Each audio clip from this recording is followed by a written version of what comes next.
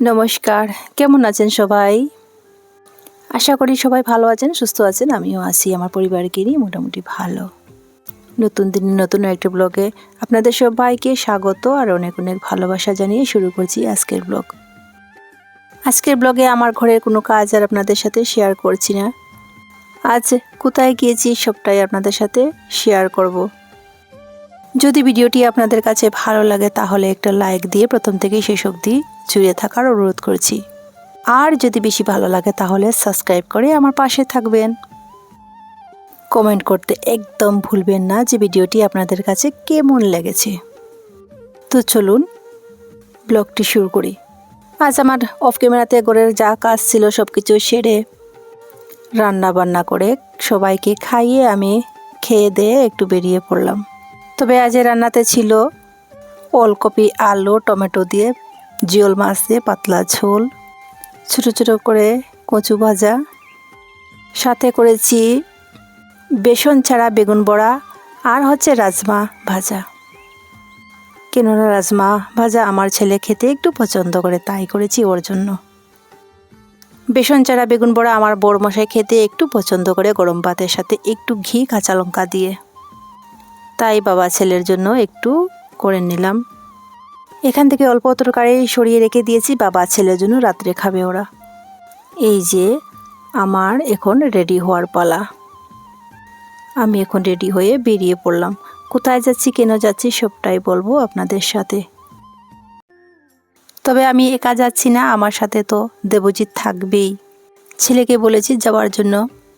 ও প্রথমে রাজি হয়নি আর আমিও ওকে খুব একটা চাপ দিইনি, কেননা ওর ফাইনাল এক্সাম এসে গেছে, তাই ওকে যাওয়ার জন্য চাপ দিইনি। ওইদিকে দেবজিতের তো এক্সাম শেষ। ও আমাকে বলছে যে ভাই যদি না যায় তাহলে তো আমি আছি, তোমার সাথে আমি যাব। তাই ওকে বললাম ঠিক আছে, তুমি রেডি হও, আমার সাথে যাবে। আমরা দুজনেই বেরিয়ে পড়লাম আমার বাবার বাসার উদ্দেশ্যে। যত এগোচ্ছি তত যেন মন ছটফট করছে, আর যে কতক্ষণ লাগবে যেতে। রাস্তা যত এগোচ্ছি ততই চেনা পরিচিত রাস্তা হচ্ছে, মনে যেন চটপট করছে কতক্ষণে গিয়ে পৌঁছবো আমার বাসায়। আমরা মেয়েরা যখন বাবার বাসার উদ্দেশ্যে যাই তখন মনে হয় আজাদ পঞ্ছির মতো। শ্বশুরবাড়ি যতই স্বাধীনতা থাক না কেন মনে হয় বন্দিশালায় আছি। আর বাবার বাসায় যদি মা বাবা না থাকে তবুও মনে হয় এই যে যাচ্ছি আজাদ পঞ্ছির মতো। পাখিরা যেভাবে খোলা আকাশের নিচে ডানা মেলে উড়ে বেড়ায়, ঠিক তেমনি মনে হচ্ছে আমিও যাচ্ছি উড়ে। গাড়ি চেপে নয়, উড়ে উড়ে যাচ্ছি বাবার বাসায়। একটু মাথা ঠান্ডা করে ভাবলে যেন মনটা কেমন অবাক লাগে। যে বাসাতে ছোট থেকে বড় হয়ে লেখাপড়া করে খাওয়া দাওয়া করে বড় হয়েছি, আজ ওই বাসাতে যাচ্ছি অতিথি হয়ে। একদিন যে বাসার মেয়ে ছিলাম আজ ওই বাসারই অতিথি হয়ে যাচ্ছি।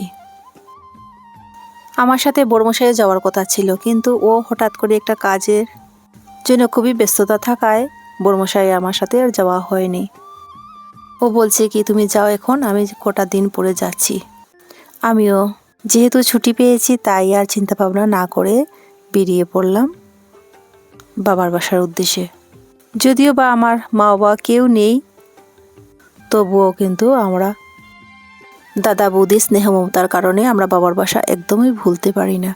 আমি সবসময় যেতে পারি না, অনেকটা দূর, তার মধ্যে আমার সংসারে অনেকটা চাপ থাকে কাজের, সেই জন্য আর যাওয়া হয় না। এই যে দেখুন আমি আর দেবজিৎ গাড়ির ভেতরে বসে আছি। আর তো বেশিক্ষণ নয়, প্রায় এসেই গেছি। খালি হাতে কী করে যাই বলুন তো? তো যাওয়ার আগে একটু মিষ্টিও নিয়ে নিলাম।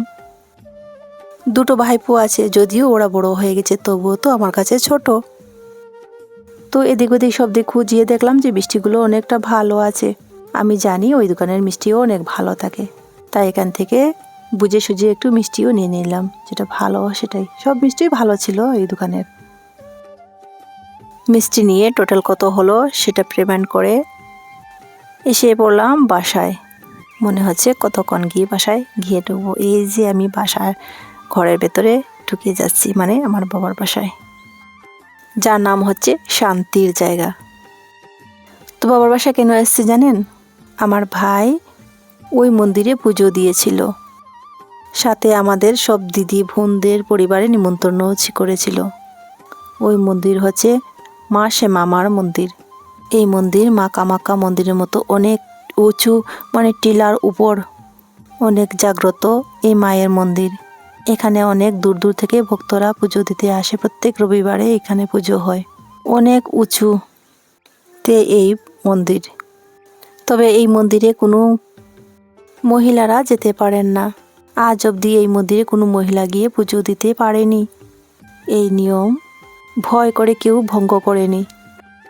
সেই থেকে আজও সবাই মনে আসছে সবসময় পুরুষরাই গিয়ে পুজো দেয় মন্দিরে।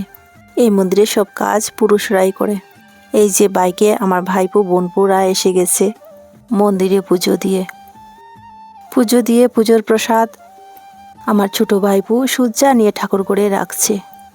সাথে কিন্তু বলিও দেওয়া হয়েছে, ছাগল আর কবুতর বলি দেওয়া হয়েছে মাকে। প্রসাদ রাখা হয়েছে ঠাকুর করে। এখন আমি সব প্রসাদ যারা যারা এখানে আছেন সবাইকে দেব। সাথে আমার দিদিও আছে। আমরা দুজনেই প্রসাদ রেডি করে রেখে দিচ্ছি। ওই যে বললাম ছেলেরা পুজো দিয়েছে তো, তাই সবগুলো একসাথেই দিয়ে দিয়েছে। তাছাড়া এই মন্দির ছিল অনেকটা উঁচু পাহাড়ের উপর, তাই ওদের এখান থেকে নেমে আস্তে আস্তে যেমন সব প্রসাদগুলো এক জায়গায় এলোমেলো হয়ে গেছে, তাই আমি সবগুলো তাগাড়ের মধ্যে একসাথে ঢেলে সবাইকে দিয়ে দেব। অনেকটা উঁচু আর অনেকটা সিঁড়ি বেয়ে নামতে হচ্ছে তো, তাই সব প্রসাদ এলোমেলো হয়ে একসাথে হয়ে গেছে। সেখান থেকে গোটা ফল দিদি সরিয়ে এনেছে। আমার বোনদের মধ্যে যারা আসেনি বা আমার বাসায় যারা আসেনি তাদের জন্য নিতে হবে, তো তাই গোটা ফল থেকে একটু সরিয়ে নিয়েছি।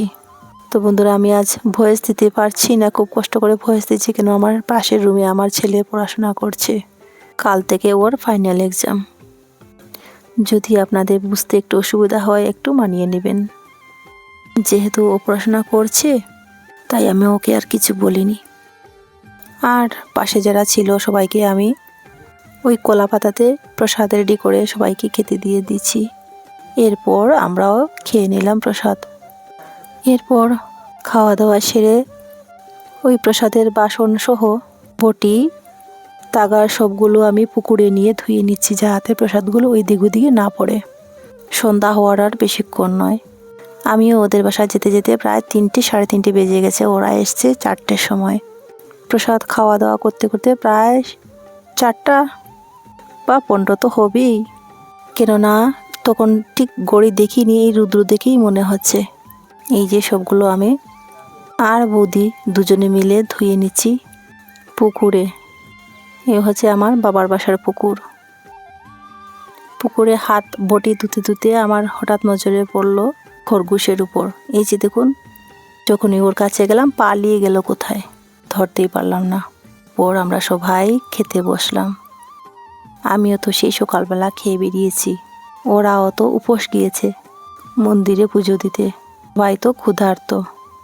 এরপর খাওয়া দাওয়া সেরে সন্ধ্যাবাতির পর যখন গড়ে এসছে ও, তখন ওকে পেয়ে ধরে নিলাম। আর বলছি, আর পালিয়ে যাবি কোথায়, এখন তো আর পালাতে পারবি না। কত সুন্দর দেখতে লাগছিল, অনেকটা আদর করে নিলাম ওকে।